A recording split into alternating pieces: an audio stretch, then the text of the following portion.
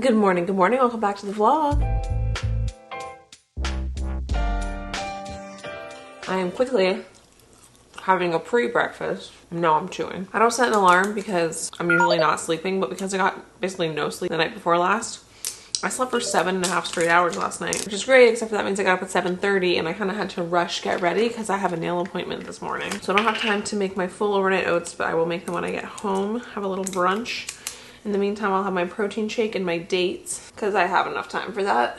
I gotta get going in like 5 minutes, but I'm gonna have my dates, my protein shake, just so I don't get hangry at the nail salon. I'm gonna miss this manicure. She was so beautiful, so beautiful. Frankly, I wish I could just keep getting her, but I am just getting the Gel X off in general, and I'm just getting a regular manicure, regular gel manicure, because as much as I love my nails, I understand they're impractical for child rearing. So I'm going short. Boring but necessary. Other than that, regular day. I have a vlog to edit for Sierra, notes to do on a video, and then I have to go into the hospital later this afternoon, but we'll talk about that later. Yeah, I really gotta go in like 3 minutes, so I gotta sit here and actually eat and not worry about like eating and talking. All right, just got done with that. Like I said, I got them shortened. These are my natural nails. You know, not the most exciting manicure that's ever been done, but good for baby, right? I could just keep filing them down. They're like a nude color. I will say that I'm excited to start feeling like myself again after I give birth. I know it'll be a few months until I can like get back into anything substantial routine wise, but it'll be nice to not feel like I can't get all of my normal services done because I don't want to like fuck with myself while I'm pregnant, you know? Anyway, I understand that life is gonna be hectic and that might take a while, but I think honestly one of my biggest things, you know, after a few months of him being alive and keeping him alive and doing all of those things is going to be like prioritizing myself and my appearance and my physical health and all of that stuff. Because like you shouldn't have to lose yourself just because you have a kid. And I think that's we'll see how I feel after I have the kid, but I think that's right now kind of where I'm headed in terms of like my messaging on this channel and in real life and all of those things. I'm like rambling in a way that probably doesn't make any sense, but it's all very, very jointed in my head. I'm literally breathing so hard. I've done quite literally nothing. I gotta go home. I'm gonna have something to eat. I will say that the nude that she picked is really cute. I mean, like, you know, for a nude. By the way, you should if you wear claw clips in your hair like I do, you should take them out when you're driving. I saw a TikTok not too long ago that was like, if you get into a collision and your head goes back with one of these things in it, it can be like no bueno. They can get like stuck into your skull. So I've been like clipping them to that when I'm driving. Just a little TikTok tip that I learned, of course. What the hell would we do without that app these days? I just got home. I only have like 2.5 hours, 3 hours before I gotta go back to the hospital. So I gotta get going to get some shit done. I gotta eat, I gotta edit, etc. It's kind of cold in LA. It's like in the low 50s. That's cold for Southern California. And the seat heater is on, and it's like really, like my hamstrings have been so sore, which my physical therapist says it's because like they're like in overdrive, like trying to do all of the stability work that my pelvis used to do. Simply, if the heated seat feels so good. I wasn't even aware of how sore my hamstrings were until I sat on this seat. And now I like really don't want to get out of this car because the idea of not sitting in this seat sounds like torture. Also, standing up is hard anyway, and it's like a whole mentally taxing thing to do. You guys, I don't even know why. I picked up the vlog because it was just another way for me to kill time sitting in this seat. Okay.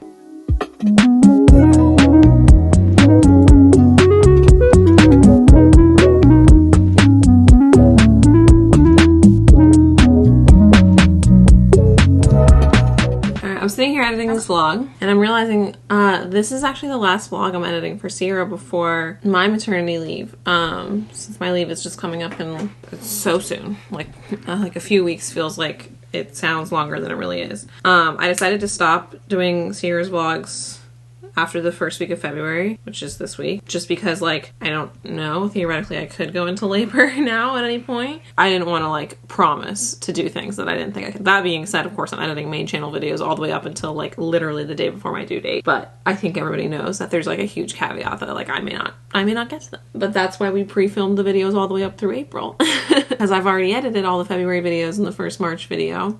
I'm editing the second March video starting this weekend, so I will be done with it by the middle of next week, and then I'm just waiting for them to shoot the April video. But that's why we shot and pre-edited so much, so that I could have all of it done you know, I was trying, when I built their production schedule and my edit schedule, I was trying to have as many videos done before the midpoint of February as possible because I knew basically any point after that I could not get to it. Anyway, all of that to being said, I don't know why I just went to a main channel tangent. This is the last vlog of series that I'm editing before I give birth. That's kind of wild. It doesn't take me that long to do vlogs. Vlogs are really easy, but like I said, I didn't want to promise myself to do something and then not be able to do it. So anyway, I just had that realization while I was sitting here working. I thought I would tell you, I guess. I don't know.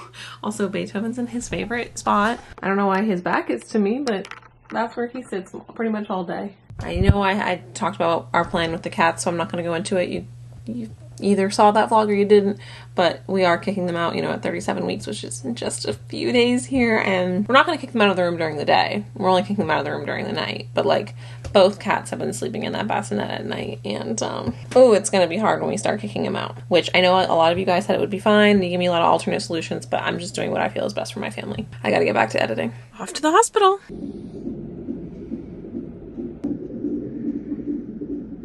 Okay. Hi. It's actually a week later. I stopped vlogging after I went to the hospital. Everything was fine. Everything was great. Baby did great on his little non-stress test. It's actually been a week. I've had another one and he did great on the second one as well. I guess we should talk about why I'm going in for weekly non-stress tests, which is just not a super common practice here in the United States unless there's a risk factor with the pregnancy. This is something I've kind of been avoiding talking about, mostly because it hasn't actually been a factor in my pregnancy thus far. I've had a really healthy, normal pregnancy, knocking on so much wood, and everything has been totally fine. So I'm, you know, I was actually a little bit surprised when they told me that I should go in and do this, considering they deemed around the halfway point of my pregnancy that I am actually having a low risk pregnancy. But, so first of all, right now as I'm talking to you, I'm 37 weeks pregnant. I haven't even checked, but should we just quickly see? I'm not going to do a full bump date video today, but should we see how big the baby is? Oh, he's a honeydew melon. Believe me, he feels big in there. Anyway, so typically in these last few weeks of pregnancy, right, because of I'm technically full term right now, but real full term here is considered 40 weeks. So in the last 4 weeks, so starting last week, I go in every week to see my OB. She just checks the heartbeat, measures my bump, checks my weight, checks my blood pressure, tells me I'm good, right? That's how those appointments have been going. But additionally, they ordered that I go to the hospital and get a non-stress test, which basically they just hook me up. Well, first they do a little ultrasound, they check for my amniotic fluid levels, make sure that those are good, and then they hook me up to the thing that you just saw in that clip. That just checks, mostly it just monitors baby's heart rate and if I'm having any contractions, which I haven't had at the last two, didn't think I was, and it makes sure that his heart rate is accelerating properly with movement. Actually at the one that you guys just watched, the first one I went to at 36 weeks, he was snoozing, right? Because I went in the afternoon and that's usually when he takes a little nap. And they need him to move for the test to work. So they like put this little buzzer thing on my belly. He fucking hated that. Let me tell you that. I've never felt him react so violently to like an external stimuli. Like we poke him every once in a while and we'll put a flashlight on my belly and he'll kick around, he'll react to that, but like they put this little buzzer thing on my belly to wake him up and holy fuck did it wake him up. He was like, I'm up, Jesus Christ, oh my god. Anyway, today he was a little more active because it was earlier in the morning. Yeah, and so typically these weekly non-stress tests are ordered on top of these final weekly OB appointments if you have a risk factor like advanced maternal age, which is over the age of 35, so that's not me. If you have gestational diabetes, hypertension, I'm sure many other things that I don't know and I'm not thinking of off the top of my head, but basically like common pregnancy risk factors that, you know, come up in these last few weeks. I don't have any of those. I'm 30 years old. I fortunately have had very healthy blood pressure in my last couple of appointments, no gestational diabetes, so why am I doing this? This is part of a longer story that I haven't really ever sat down and told, but let's talk about my autoimmune journey. I will say it's not something I love talking about because it's been a rough journey trying to figure out what the fuck is wrong with me, and it's been something that's kind of been stressful for me in the back of my mind this whole pregnancy, although it has not been an issue. Okay, let's just start at the beginning. I have had joint pain, physical joint pain, specifically in my knees, since I was like 16, 17 years old. In fact, when I was in high school, I complained about it so much, my mom got me a referral to physical therapy because I was doing points, ballet. They thought maybe it had something to do with that. They put me in orthotic shoes when I was in high school. None of it really helped. Physical therapy didn't really help. The orthotic shoes didn't really help. But I would go through periods where they would be really swollen and inflamed, and then there would be nothing. And my doctor didn't really have much to say. So nothing was done, and I went off to college, and I really ignored my health issues for like 5 or 6 years, starting in college all the way up until like a couple of years after it, because I was too busy fucking around, you know? Hey, Jovan. But the knee pain was kind of getting worse. It was just definitely something that I learned to live with. I also had chronic headaches, not migraines, just chronic headaches. So it wasn't unusual from the ages of like 18 to 22 for me to just take several, like for me to just be on like a constant course of Advil, which is really bad for your kidneys. But I was just in pain a lot. It was to the point where like my knees hurt so bad that I couldn't sit through a class. So I had to take Advil. I was also getting really bad headaches, and so I would take Advil for that. And yeah, that was just years and years of my life. Didn't think anything of it. I kind of just thought, this is what my body feels like. This is just what it feels like to be Rachel. And there's no further need for an explanation for what's going on. Then, you know, I moved to LA, got health insurance. Somewhere in my mid-20s, I brought it up to my new GP. The reason I brought it up to him was because I was starting to get really bad shoulder pain and elbow pain. And I was like, okay, I can't just ignore it. I have these really bad headaches. I was getting really fatigued all the time. And that one was hard because I was working a lot. And so I really was able to justify getting fatigued all the time as like, well, I'm working like 80 to 100 hours a week. That's what I was doing at the time. So of course I'm tired. My job is me staring at screens, so of course my head hurts, but I really couldn't ignore the fact that the joint pain was spreading to other joints in my body. So I brought it up to my doctor. I guess this would have been like 5 years ago. And that was a red flag to him. He goes, I don't know what could be wrong with you. I'll run some blood tests. But in the meantime, I think I'm going to refer you to a rheumatologist. It kind of sounds autoimmune with the way it flares. I was like, okay. I had literally never thought about that before. So I go to see a rheumatologist who was, I'm sure, great at her job. Not very good at explaining things and didn't have the best bedside manner. And there's an important personality factor here, which is I don't like being sick. I don't like having issues. I don't love when people talk about their health problems to me. I have a lot of like, not medical anxiety, like I'm fine if I'm in a doctor's office or a hospital office. I just don't like being the person that's like an issue.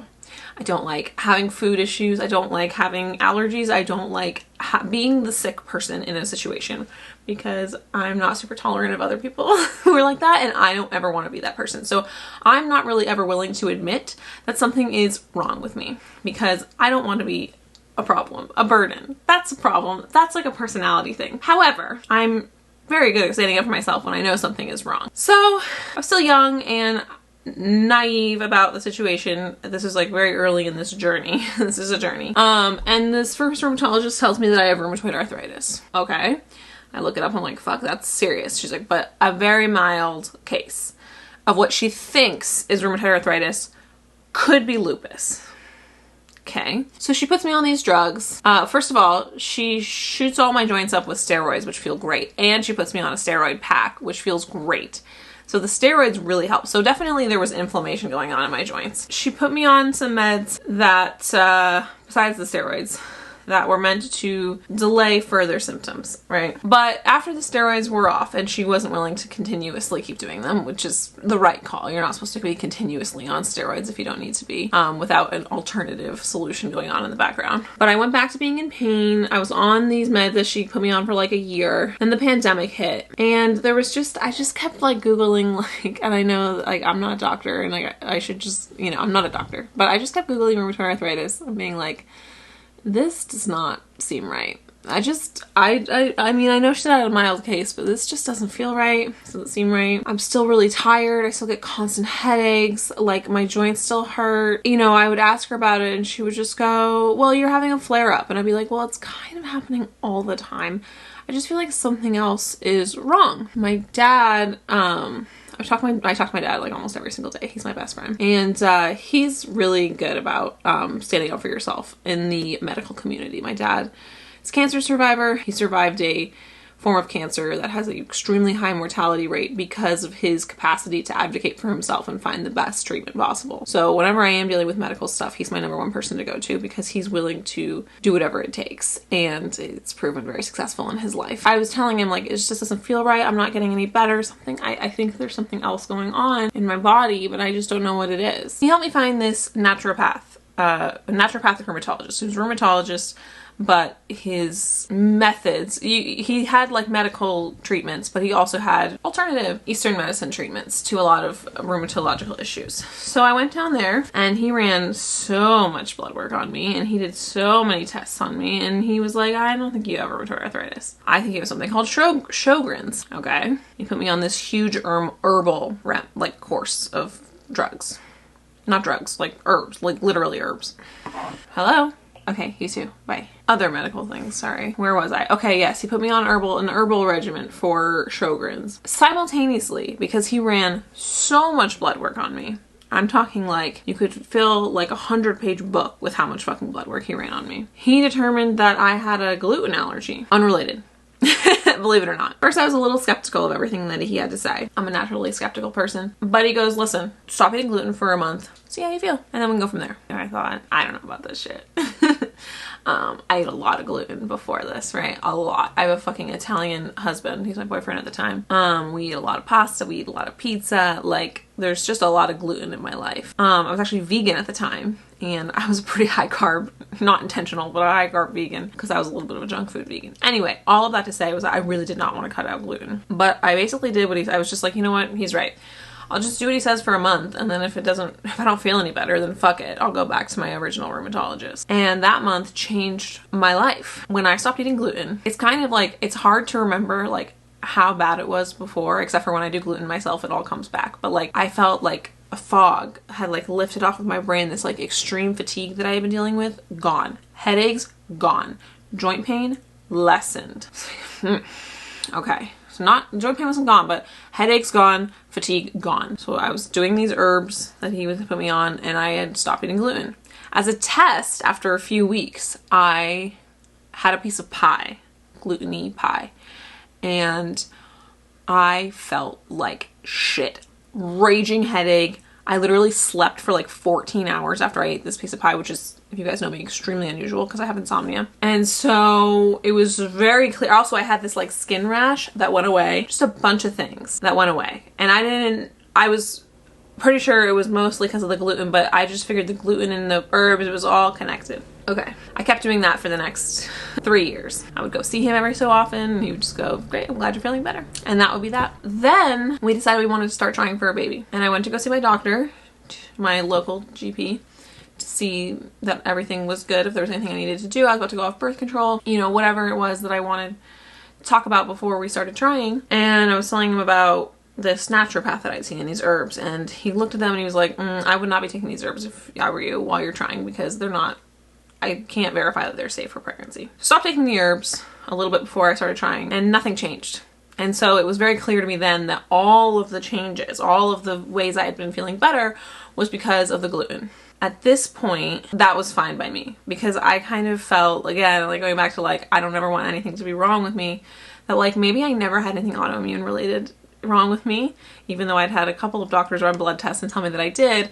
I was just like, oh, maybe I don't though. And it was all just a gluten allergy, right? So I get pregnant. I get pregnant faster than I had planned, which was great. We're so happy, and I can't wait to meet this baby. I get pregnant and I decide to like take a real big stock of my body. I kind of done that beforehand, but there was one thing that had been bothering me that I just wanted to make sure I was as healthy as I could be. And that was, I had this rash on my foot. I know this sounds gross, but in the past I've had athlete's foot because I do hot yoga, a side effect of doing chronic hot yoga like every single day. I had this rash on my foot. It's kind of gross, but it was athlete's foot. I'd had athlete's foot in the past, so put the athlete's foot cream on it. This was before I got pregnant. This was slightly before I got pregnant. Oh, I got my athlete's foot, whatever. Put the athlete's foot cream on it. Didn't go away. Didn't go away, didn't go away. It started looking and acting not like athlete's foot. Just kind of like my toes still are. Like kind of purple. Thought, maybe it's not athlete's foot. Maybe I got some other kind of fucking weird rash. Then I got pregnant, okay? So then I was like, fuck, now I'm pregnant. I don't even know if I can use the athlete's foot cream anymore because I'd still been using it every day just in case. So I made an appointment with a dermatologist. I go to the dermatologist. He looks at my foot. He goes, do you have lupus? Like, he just sat there and goes, do you have lupus? And I'm like, no, why do you say that? He was like, at this point, remember, I'm not seeing any doctors for any rheumatological issues. I just stopped eating gluten because that had stopped the major symptoms, right? And he goes, it's just that this is not really a rash. This is more like something that we would see with someone with an autoimmune issue. Do you have an autoimmune issue? And I kind of was just like staring at him. I'm like maybe 10 weeks pregnant, not even. I think I was like 8 weeks pregnant. And I go, no, but I've been told in the past I might. And he was like, I'm gonna run some blood work on you, and I think you should reach out to your GP for a referral to a rheumatologist. And I was like, oh my god, I can't believe that, like, after all this time we're back here and now I'm pregnant, like, what the fuck? So he runs some blood work on me and some stuff is flagged. He goes, you really need to go see a rheumatologist, especially that you're pregnant. You need to go talk to one. This is the part I don't like talking about. But basically, I get a referral to a rheumatologist, like, for the next week. I bring my labs from the dermatologist of all people. The rheumatologist was like, why was the dermatologist running labs on you? I'm like, my health journey is so fucking weird. So they'd run more labs on me. Basically, they were like, okay, you have incomplete lupus or undifferentiated connective tissue disease. Now, this is, in general, good news. It means that I have the markers of an autoimmune disease without any of the full-blown symptoms. I have some symptoms where I have some joint pain. I have this weird rash on my foot that flares and goes away and flares and goes away. I have the headaches that flare and go away, flare and go away. But I haven't developed like full-blown lupus or any other potential autoimmune disease, right? I just have like all the markers, and unless my symptoms progress further, like I could stay in this kind of almost like pre-autoimmune stasis period for a long time. But there's a couple of drugs they wanted to put me on to prevent me from progressing that I ultimately decided I did not want to start any new drugs until after I had given birth. That's when they said there is a possibility, given the specific markers that I had in my blood, that I wouldn't be able to carry a baby to term. Now, I've already carried a baby to term, but they told me this news really, really early in my pregnancy because I was at risk for having something called antiphospholipid syndrome. I had the blood work markers for that syndrome, and the number one way that they diagnosed that issue is late term miscarriages. So imagine my stress level. I walked out of that feeling ultimately good that I didn't have something very serious like lupus, and also they said you don't have antiphospholipid syndrome. You might have antiphospholipid syndrome given the levels of these particular levels in your blood, right? I said, well, how do we find out? They said, well, you would lose the baby. So anyway, I've been kind of dealing with that in the back of my mind. Fortunately, this pregnancy has been super healthy, super low risk. Every single test that I've gone to, every single ultrasound that I've gone to, the baby has been great.